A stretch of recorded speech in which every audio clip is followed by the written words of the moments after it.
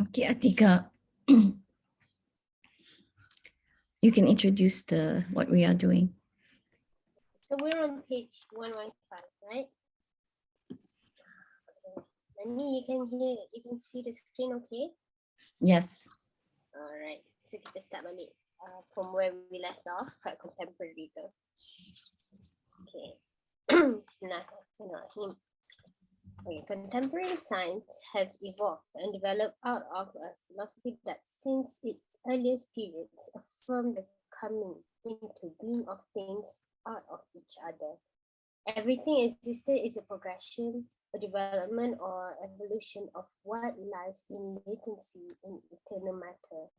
The world seen from this perspective is an independent, eternal universe, a self-subsistent system evolving according to its own laws.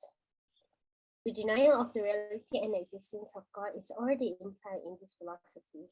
Its methods are chiefly philosophic rationalism, which tends to depend on reason alone without the aid of sense perception or experience. Secular rationalism, which while accepting reason tends to rely more on sense experience and denies authority and intuition and rejects revelation and religion as sources of true knowledge, and philosophic empiricism or logic empiricism, which bases all knowledge on observable facts, logical constructions, and linguistic analysis. The vision of reality as seen according to the perspective of both forms of rationalism and empiricism is based upon the restriction of reality to the natural world, which is considered as the only level of reality. Such restriction follows from the reduction of the operational powers and capacities of cognitive faculties and senses to the sphere of physical reality. And this system knowledge is valid only as it pertains to the natural order of events and their relationships. And the purpose of inquiry is to describe and to systematize what happens in nature, by which is meant the totality of objects and events in space and time. The world of nature is described in plain naturalistic and rational terms, divested of spiritual significance or of symbolic interpretation, reducing its origin and reality solely to the mere natural forces. Thank you so much. So now we are going into the worldview of science as Prof. Al-Attas described it. So he has mentioned the presuppositions. Previously, we were discussing about 12 to 13 points about what is it, the things that scientists don't even think about sometimes that make up, the assumption of science, how science think about what they are doing, how science look at themselves and think about their methods. But this one, focusing on the contemporary science, now it's saying that, it has gone through some changes and development. But from the very beginning, it is always about the change of things. So in nature, how one thing becomes another, there's a process. So everything existent, whatever we see, is not just what that is, but it is a result of that progression, development, evolution, and there is an eternal matter. So matter we call today, substance or atom. And these are materialistic ideas because we are talking about something that is other than soul or the essence that we cannot see or grasp with our senses. So matter is something material that you can experience in this space-time continuum. So the problem is, from the very beginning, the earliest philosophers, they always believed that this substance or matter has always existed. So like the universe also is the result of that, from whatever that first substance that they want to find out, what is the first thing that started it all. Because of that one thing, we have the whole universe, but they believe that that thing has always been there. So that is a problem from Islamic perspective, because only Allah has been there and Allah created things, so there is a beginning for everything. So this is a main discussion between Imam Al-Ghazali when he first studied the works of the philosophers, as we know, the great philosophers of the Greek and before Socrates and on and on. They influenced the Muslim philosophers like Ibn Sina. The first one was Al-Kindi, then you have Al-Farabi, Ibn Sina, then you have many more. And the major ones, usually we mention Ibn Sina. So Ibn Sina were like, and the others were like students of the Western philosophers. And then they try to Islamize. So whatever they can make it to be agreeable to Islamic creed, belief, then they try to do that. They write about it. And then Imam Al-Ghazali, when it reached his time, he was studying them and he wrote a book, like a textbook, that explained everything about their beliefs, including these things. It's called the Maqasid al-Falasifa, like the position or the intention, objectives of the philosophers. And only after he's completed that, then he wrote a rebuttal. So that is called at-Tahafud al-Falasifa. So he rebuke whatever is disagreeable. So this is one of the things that, a major argument that he had to prove that it's not true, that there is eternal matter. You guys have heard about, this discussion or anything related to this before? No, I don't know. I haven't heard. Okay, there is an interesting book of Imam Al-Ghazali in both languages. They were selling them in Kinokuniya maybe for 300 ringgit or something. It's very thick. Yeah, but you probably could find them on PDF. I mean, if you're interested, he outlines, all their points of arguments. This is how he Islamized. And it happens among Muslims from two different eras. Like they're probably 300 years apart, if I don't really remember exactly, but they continue that educational aspect. They are serious about it, and they that they have argument among themselves, being Muslim scholars. So the world seen from this perspective is an independent, eternal universe. So as I mentioned before, because of this one substance, so the resulting thing is the universe. So the whole universe then is considered eternal, when it's actually a creation of God. So this is a kind of thing that scientists like to say about the infinite universe, because they have this concept that it's eternal, because they cannot see the fact that it started somewhere. So a self-subsistent system evolving according to its own laws. So by necessity, if something has always been there, then you cannot use the argument that it was created, but you have to use the argument that somehow things just come together on its own. So in science, this is, the randomness of everything, how one element, over time mixed with the other element, producing another substance, and then you have organisms and, on and on and on, but it's just starts on its own. So that actually doesn't make sense, but that is the foundation that they have. And how can something so random, it's a self-subsistent system evolving according to its own laws? How can something that just randomly happen become laws, as in being very, a pattern that repeat itself, predictable, that you can rely on to happen? I mean, that does not make sense, but somehow that is, the belief. The denial of the reality and existence of God is already implied in this philosophy. So yeah, obviously, because it's not created, it appears on its own. Its methods. Okay, now he's talking from the perspective of philosophy of science. So a lot of scientists, they do science without caring about the philosophy behind it. So in the West, the philosophers of science do have a say in how science is conducted. But usually they look back and say, oh, how we used to do science is not, very reliable. Let's come up with this one or something like that. So this is what we have to do also from the Muslim perspective. Of we have to have Muslim philosophers of science. So the Muslim philosophers of science, has to be very grounded in Islamic knowledge as well. So this is a matter of encouraging all our Islamic scholars to be interested in science enough to study it and to look at it. So Prof. Al-Attas is one such person. So he's looking at it. So he's dividing them into 3 groups here based on the methods. He says philosophic rationalism, second, secular rationalism, and philosophic empiricism or logical empiricism. So what are they? He's explaining them.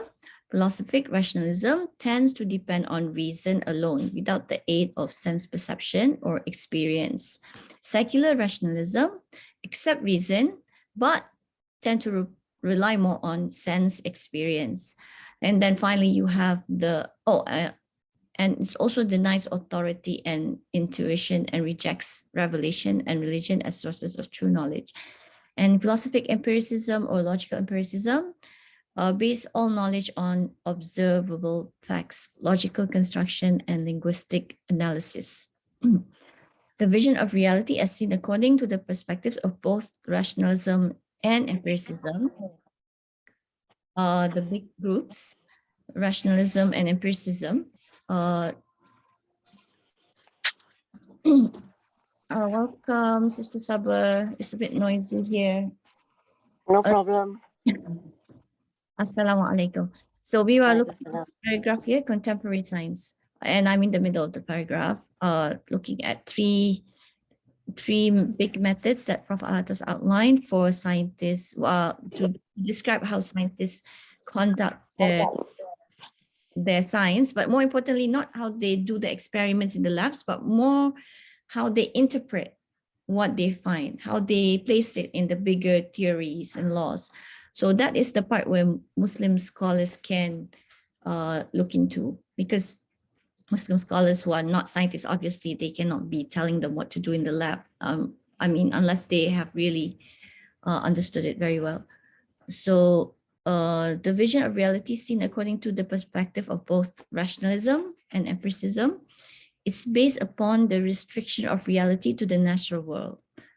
This is the space-time continuum. So it makes sense. That's all that we can know of. The unseen things we can't really prove, especially in the 19th century. There is no proof before the 19th century, there's no proof for germs and, I'm probably not saying the exact century, of when microscope was invented and, looking into germs and atoms. So before those things are really metaphysical in the sense of being unseen. But now they have appeared as something that can be detected, even though they don't see them, but they treat them as if they see them because they can measure them. They can find evidence that they were there. So this is called a reduction, when you just depend on what you can see. So he's calling that a reduction of the operational powers and capacities of the cognitive faculties and senses to the sphere of physical reality. That means we are considering that humans can only use their 5 senses, maybe with the help of instruments and all that, but humans are more than that. So, humans intellect, and not just talking about them processing what they take from the sensories, but it's also, a reception of knowledge from Allah, a direct reception, an understanding of things that is beyond what we can experience. So this is the impact that he will talk about Sufism, because in Sufism, it is stressing on the kashaf and things like opening. Allah gives you opening, or this intuition and this what they call imagination, which is not the imagination that we think of, but more like, we can access the other realms, as we know from dreams and things, we get our dreams sometimes. So those are not based on the sensory perceptions. not based on the space-time continuum, because we actually, exploring some other realms. So he's against that, saying here that this restriction means that we're saying that human beings are very restricted individuals, but humans are special in that sense.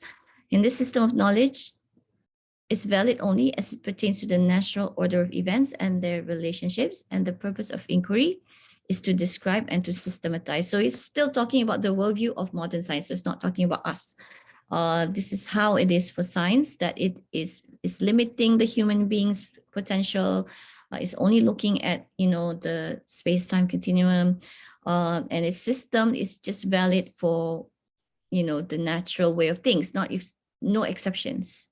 So if the sun always comes from the east, if the sun were to come from the west, which is one of the signs of the last days, then that's not part of its study, and the relationships. And the purpose is so that they can systematize everything. They can describe everything so that they know everything. We know everything. We also want to know.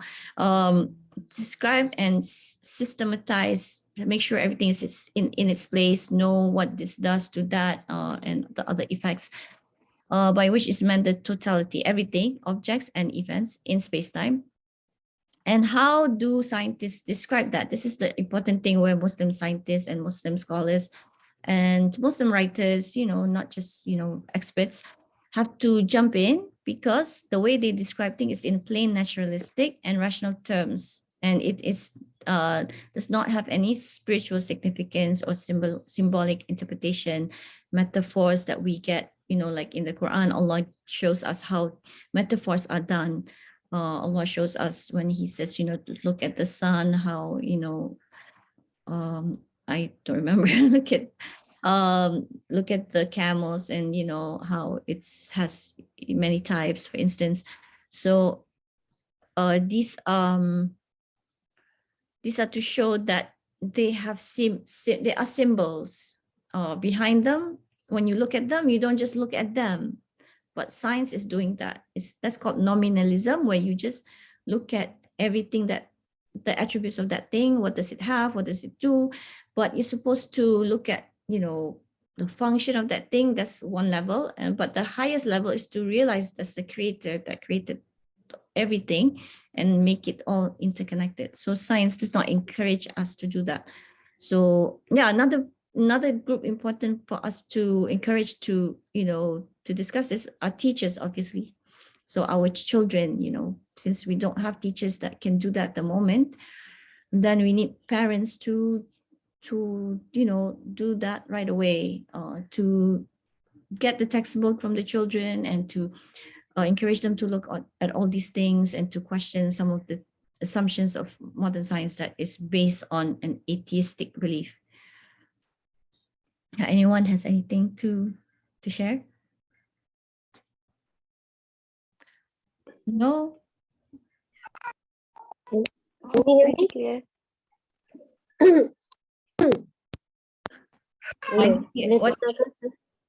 What did you say, Atika? Oh, nothing. When you say about nominalism,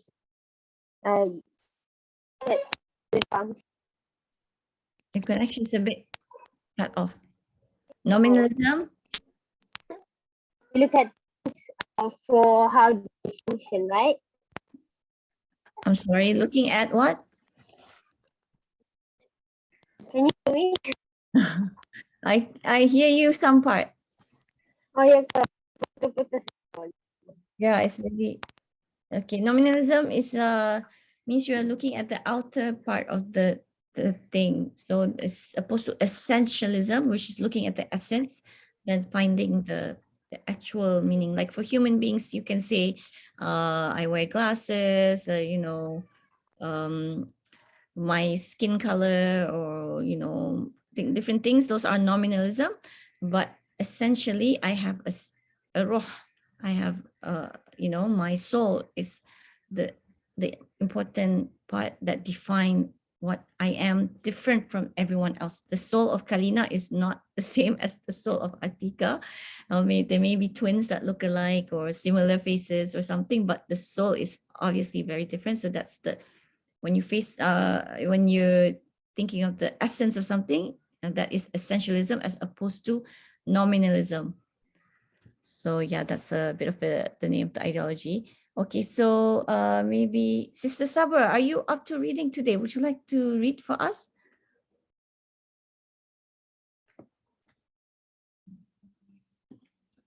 Don't hear from Sister Sabra. It's okay. Atika, you can go ahead because Farah won't be able to stay for too long. She'll have to leave at 10:30. Okay, boleh dengar tak? That's the problem, kan? Yeah, let me read. Let me read. Rationalism, both the philosophic and the secular kind, and empiricism tend to deny authority and intuition as legitimate sources and methods of knowledge. Not that they deny the existence of authority and of intuition, but that they reduce authority and intuition to reason and experience. It is true that at the original instance, in the case of both authority and intuition, there is always someone who experiences and who reasons, but it does not follow that because of this, authority and intuition should be reduced to reason and experience.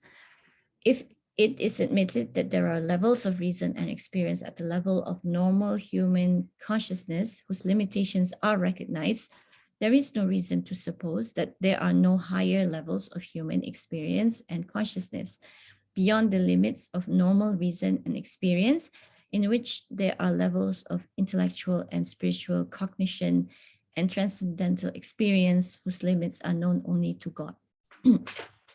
So this is now talking about the human potential that we mentioned before, because first, when we say for each individual that we are not just, what we can sense with our sensory perceptions, but we also receive message intuition from God. We are inspired by God. Allah sent, the Ruh is mentioned in the Ruh al-Qudus is mentioned as the angel to also give inspiration. And not only that, so each person is special in that sense, but also some people are able to receive much more than another person. So this, of course, this goes back to spirituality, that how we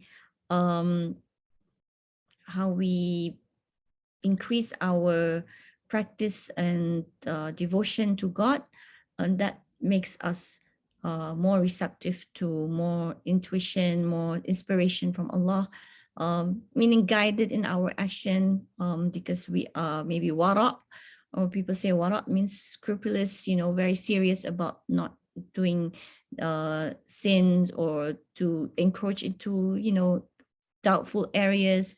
So these have, some impact on the knowledge that we receive, and we keep on going higher and higher in our stations or maqam. These things are only discussed in Sufism, Tasawwuf, and purification of the souls. So from the Islamic perspective, there's also a problem, because nowadays we don't appreciate that area of learning of Sufism, let alone to practice it. But even if someone doesn't believe in it or doesn't practice Sufism, but it is something that is part of the heritage of Islamic learning. So the least we can do is just to still be in touch with what our scholars of the past said about it. So Prof. Al-Attas is coming from the background of Sufism because he is a Sayyid from the Prophet's family, and the Prophet's family has a very active practice of Sufism, and they also bring, use it for da'wah. Like their da'wah is through the approach of Sufism to the Malay world, to Africa, and many places. The Islam is, through the practice of Sufism, a certain zikr that they do, all kinds of practice. So for the non-Muslims, there's also people who receive, higher intellectual opening that Allah wants to bestow on to them. So there is a problem when rationalism assumes human beings to be all of the same level of attainment. So this is the problem with certain scientific belief that everyone's the same, and then there's no such thing as an extra experience that's beyond the normal ones, and also the way of thinking, also the higher level of human reasoning or consciousness, awareness of God. These things are mentioned in Sufism, so that's why Prof. Al-Attas is using it as uh, to to bring up the discussion of philosophy of science, the influence of Islam, but with the grounding of Islamic metaphysics, can help philosophy of science to be more in touch with reality, the real reality, not just the space-time reality, but we call that transcendental reality or ontology in the philosophy language.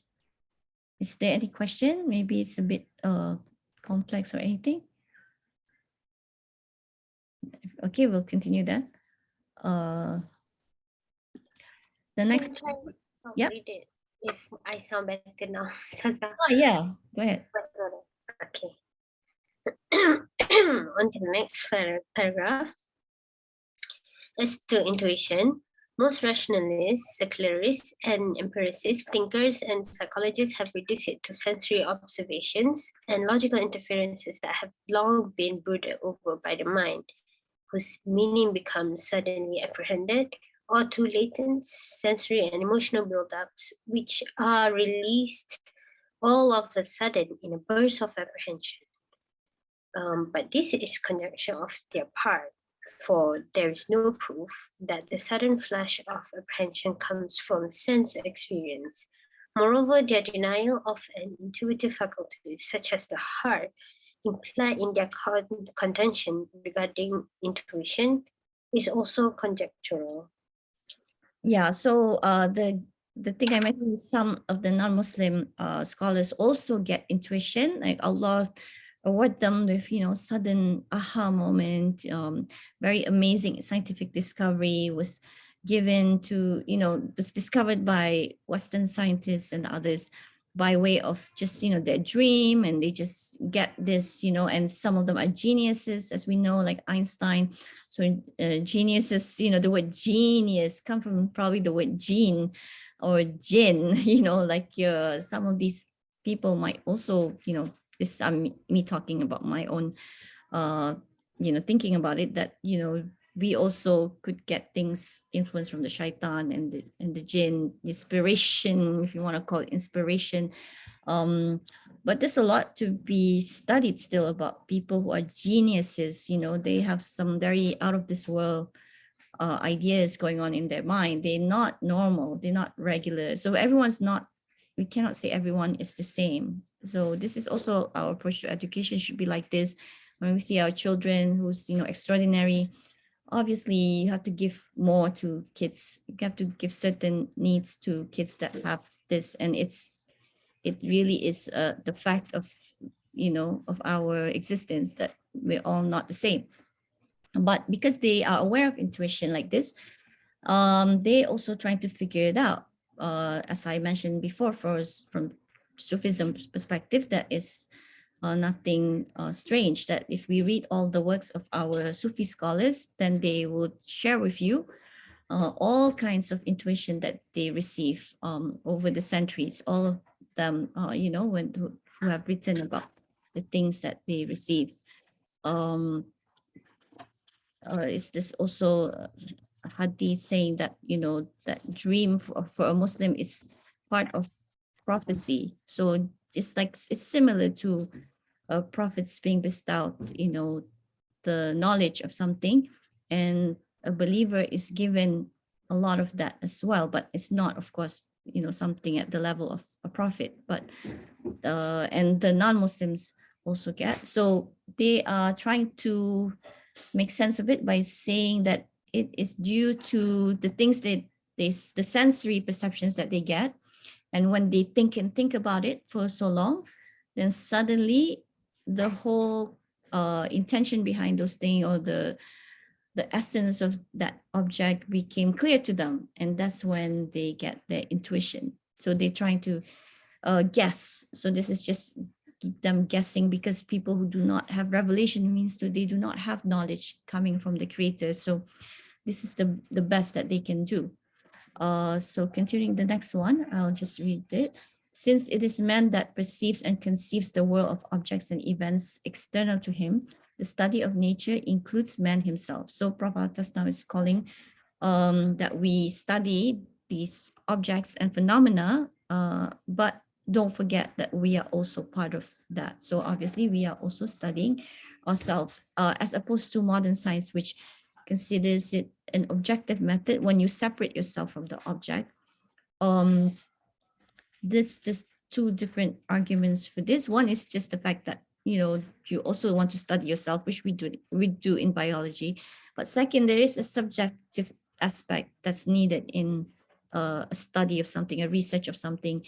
So it's not true that a scientist can be objective and just look at the thing itself. Maybe there is more benefit coming from seeing the subjective aspect of each scientist, for instance. But I haven't really studied this thought. So yeah, but something that with the latest findings on the quantum entanglement, where one electron in one position can affect certain aspect of the electron that's very put far away, and they call that the subjective aspect of human research, because when someone look at something, like the Farah may be able to help me. So I'm not that good at it, because the way they explain it is that you put an electron in a box, and then this part, a quark or something, that the subparticle they are studying these days, if someone were to look at that subparticle, the other subparticle in another box far away, let's say in another country, will also react to the change that happened in the box that the person is looking at. So from that, this proof that this whatever the subjective observer is looking at the object has an effect on the objects. So this is sort of different from what we used to think, that you have to be objective. Yeah. So I'll continue. But the study of man, of mind, and of the self is also restricted to the methods of new sciences, such as psychology, biology, and anthropology, which regard man only as a further development of the animal species, and which are none other than methodological extensions of the restriction of reason and experience to the level of physical reality. So when we study psychology and all that, we still follow that beginning before, when we said the contemporary science evolved and developed out of philosophy, that everything come out of one of another, and that there's the first eternal matter, and all that is why we think that we human beings are part of the evolution from the animal species. They insisting on that so much, and that became like the foundation that cannot be rid of when modern scientists today discuss science. So that is a problem. And the expectation of humans not to be this special creation that has relationship, or some call the vertical relationship, a direct relationship to the creator, and creator giving knowledge and awareness to man, that is not considered. And while that is very powerful, it's not considered. So moreover, in order to verify hypotheses and theories of science, according to them, requires correspondence with observable fact. And yet, since hypotheses and theories that contradict one another can correspond with observable fact, and since the preference for one as against the other of them is not dictated by any criterion of objective truth, because truth itself is made to conform with fact. Such preference is then dictated simply by subjective and arbitrary considerations dependent upon convention. Now he's talking about other things now. He's talking about when you write the result of your science experiment, you will produce fact. So if you see the iodine change color when you put it on the carbohydrate, then you just state that it changes to dark blue. And so if correct me if I'm wrong, because I should be studying this again. Yeah, I should be studying all the textbooks again to be correct on my examples. But that is taken as the fact. When you say that, that means that's it. That food that you were testing for carbohydrate is proven to have carbohydrate. But the fact that it changed into the color is just, it's not a negative or positive fact. It's just a fact. How are you supposed to care? I mean, for someone who's not a scientist, will just say, yeah, so it changed to that color. So why should I care about this? What does this mean? But that's only because okay, assalamualaikum. Oh, she has something there. Okay, you guys can refer to a quantum entanglement reference here at space.com. So that is only important when you know about the previous theory, you know about some law of biology. So everything that the scientists do, they produce fact, but in fact the fact is confirmed as true fact for them because they are aware of the other theories behind it. So it's quite subjective, even though they're trying to say that they are objective, but they are actually subjective. And the one that decide on what goes and what is not accepted is the scientific convention. So what is it? I'm reading it. This dependence upon convention has created the tendency to regard society rather than the individual man as ultimate, real, and authoritative. So the convention in science is usually the scientific society. So they would have their major scientists decide on what's right and not. But if we step out of just science itself and talks about ethics and human rights and all that, similarly also, that is who's deciding on what is human rights, what is how society should change to fit into this new concept of humanities. This is also decided upon by society. So that is convention by convention. You could say Western societies. So as opposed to a Muslim society, it is not us that make up all these decisions. We are just getting from the revelation and we are applying it on our situation that might change from generations to generations. So this is how they view, their worldview is like this. Conventionalism reduces all institutional forms as creations of the so-called collective mind of society. So obviously it's not your everyday society, but it's your elite society that decides this. But unfortunately for a country like ours, our elite societies are just following their elite societies. So we don't have much say in anything other than holding on to the revelation from Allah. Knowledge itself and even human language are nothing but expressions and instruments of the collective mind of this unspeakable God called society. So for them, this society and human convention is like God because they make their own rules and they make it very systematic. So it looks very, and there's some good in those laws because we come from some societies, they have very very weird practice. Maybe some societies are man eaters, for instance, a long time ago. Some societies, when the elderly pass away, before the elderly pass away, they eat them to preserve them in their body, something weird. There's all kinds of practices. So when the secularism and even colonization, when they want to displace us, they do elevate those ideas and they do come up with good human rights solution. And you can see that when we compare it to Islamic law, that it comes quite close sometimes. So that's why there is positivity in it.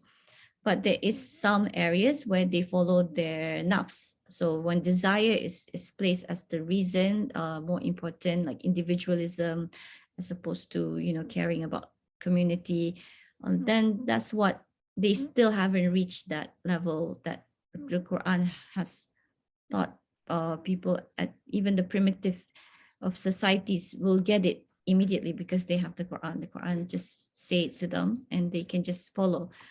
So that's the difference. So yeah, I think I would like to hear from you guys. What are your thoughts on this? Is it too scientific, the discussion?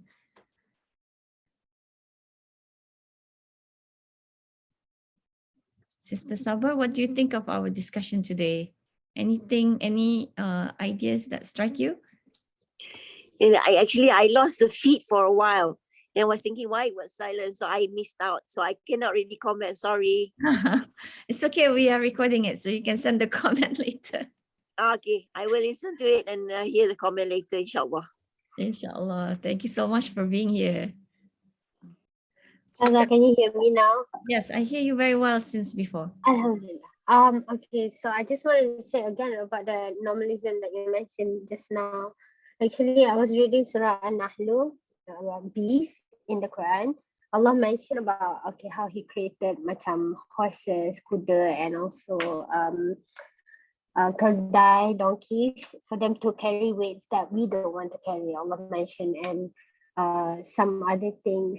And also Allah mentioned beyond all that they can do, their function, Allah say how Allah has subdued a lot of species, the moon and the sun, they have subdued themselves for human. So I guess that's the aspect that we never really discover. We don't see them as makhluk Allah that subdue themselves for us, like even bayang-bayang Allah mentioned. And so I guess that what goes beyond sense and perception, right? The reason behind everything and why we should reflect upon their kejadian, their existence. Yeah, that is getting to the essence. So you mentioned nominalism. So the nominalism is the outer part that we might say, okay, a cow is brown, some are white, and they eat grass, the action and all that, still the outer things that science studies. So science studies even inside the stomach, how many stomachs they have. But when you get to their function, that is part of the essentialism. Essentially, what are they for?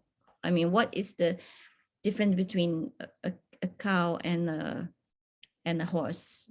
They both very similar domesticated animal, but one is used for carrying heavy things, and the other one is maybe for pulling things in the farm, on the paddy field, and people eat them. The past, some people eat the horses as well. So they have all those functions that's getting to the essentialism. So but it's not easily found what is the number one essence of this, because for us humans we have our soul, so for them they also have their soul. That is also not so I'm not very good at explaining what is the number one, but I guess from our perspective is their purpose lah. Yeah, it's the purpose that when we define them, we define their purpose. And Allah used the word sakhara, that means like you said, subservient, to make them subservient to us. That's the same dua when we travel, right? Before we start the car, for instance, even going on the elevator, subhanalladhi sakhara lana hadha wa ma kunna lahu muqrinin wa inna ila rabbina lamunqalibun. Glory be to Allah who made this thing subservient to us, means that we can use it. So we say it to when we're in the car, because that's what we're using. But in the past, we're using all of these, they are all subservient to us. So this is for the scientists today, they think that we are being arrogant to think that we are the center of the universe. But maybe there is, you're not saying that, because in the Quran does not say that there is no one else in the universe but but at least in the immediate universe region of the universe, There is no denying that the sun is there to serve us. The moon is there to serve us. The planet has to move in a very consistent pattern Yeah. Mhm. to manage the equilibrium of our, the gases and elements and water and whatnot. So they are all subservient to us humans. So Allah made this, Allah elevate us to this level because He Yeah. has chosen us as the Khalifa, and He has offered that role to the mountains, and the mountains smartly said no. But when He asked to the humans, we said okay, we would do it, but so we are not really doing a good job. And so we humans, we Muslims have this role, so we have to get back to our role to because of the disasters that's, happening, even though it's great technological advances, all those things, but it's still not ethical, and there's a lot of destruction that will happen because of the way science is right now. Mhm.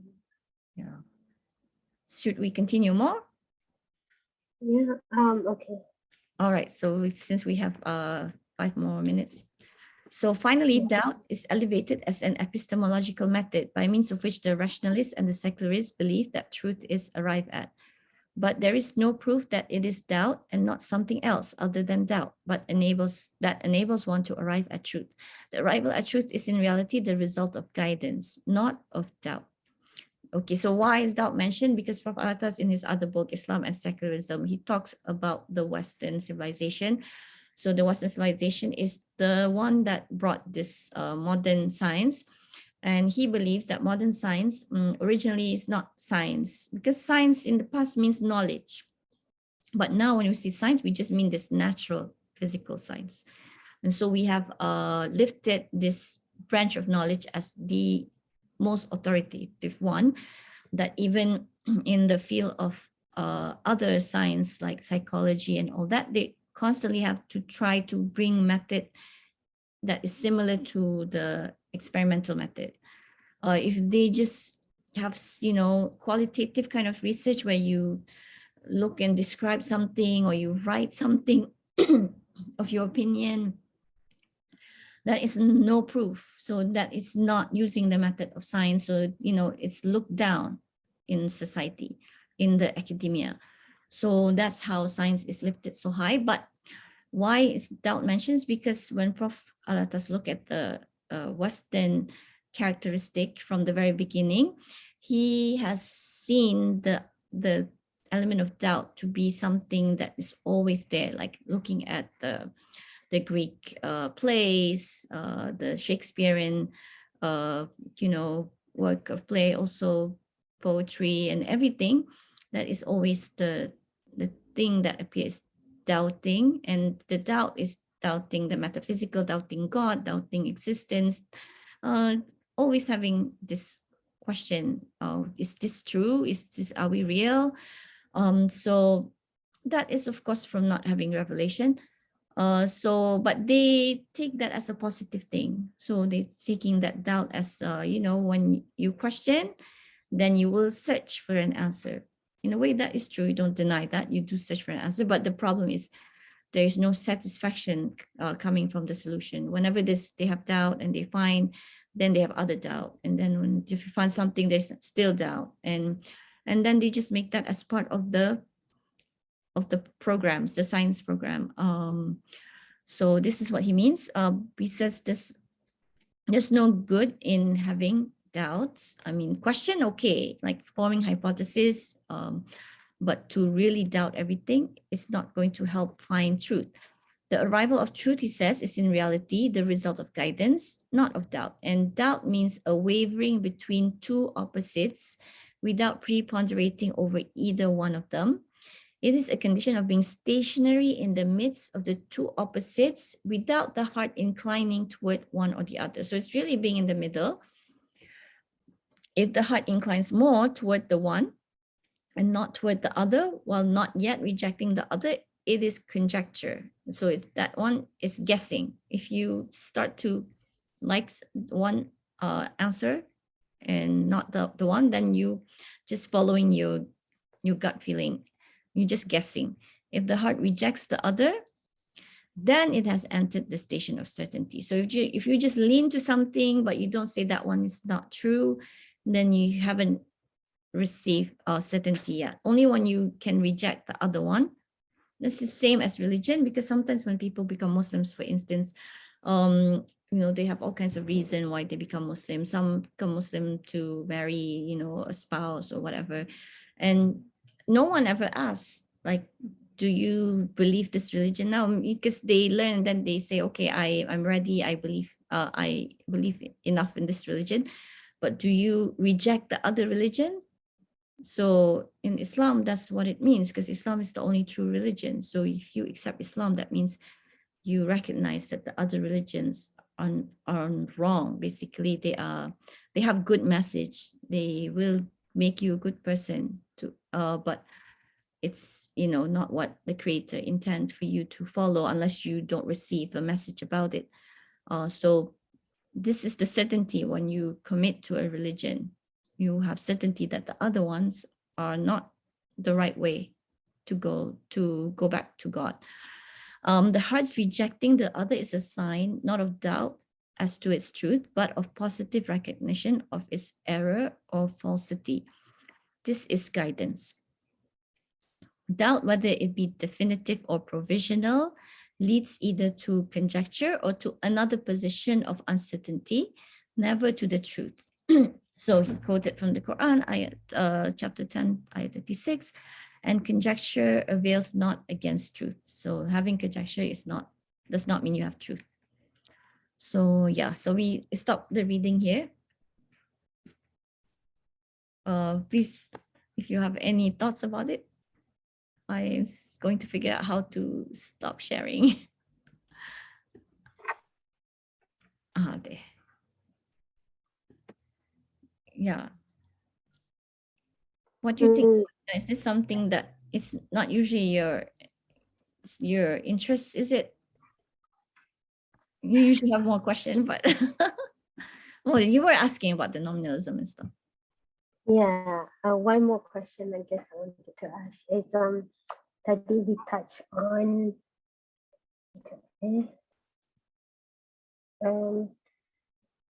different type of macam called philosophy rationalism, lepas tu secular rationalism, and then revelation and religion as sources of true knowledge and philosophy empiricism, page 115 tu kan. So let's say if we were to work backwards kan Sarah, page 115 tu. Oh, I have to open it again. Okay. I'm a bit slow with it. Hold on. That's okay.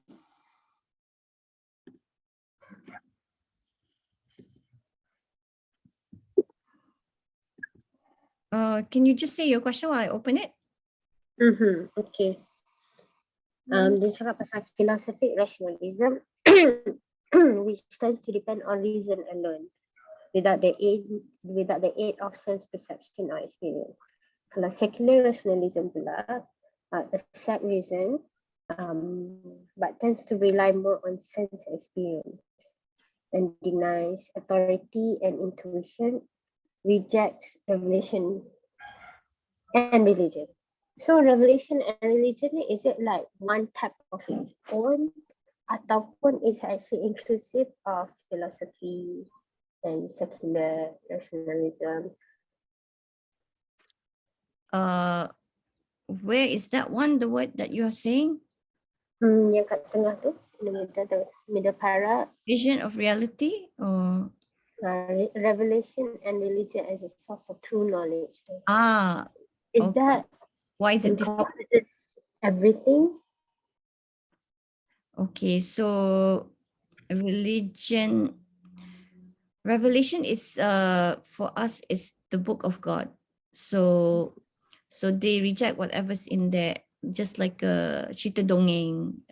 So they even the Quran says that among the non-believers of Prophet Muhammad's time, they also made fun of the Prophet, saying that this is sha'ir, poetry, this is tales of the ancients.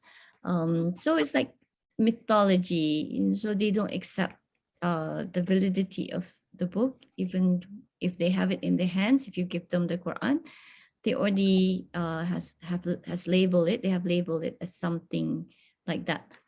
So and religion, that one, many religion is just based on practice. Usually you follow a figure.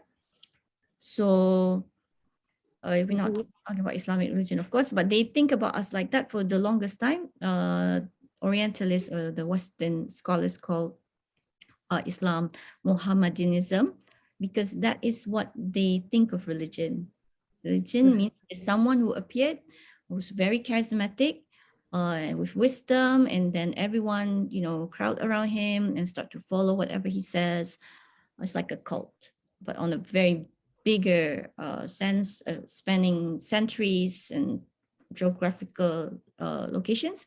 So, so they reject these things based on their idea of what a religion and a revelation is. But does that answer your question?